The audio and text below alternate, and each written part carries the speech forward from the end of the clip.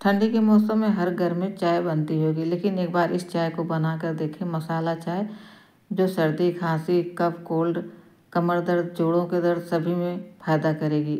और इसकी वीडियो मैं डाली हूँ, इसी चैनल पर देख सकते हैं शॉर्ट वीडियो। और इसमें मैं तेज पत्ता, लौंग, इलायची, काली मिर्च और तुलसी पत्ता सारे मसाले डाली हूँ। अच्छे तरीके से 6-7 मिनट तक पकाकर इसे छान कर पी सकते हैं। ज़्यादा छोटे बच्चों को न दें, और जिन लोगों को डायबिटीज़ की प्रॉब्लम है वो लोग पी सकते हैं, लेकिन कोई मीठा ना डालें, ना गुड़ ना चीनी। रोज़ सुबह मैं इसी तरह का चाय पीती हूँ, कभी भी सर्दी खांसी नहीं होती है।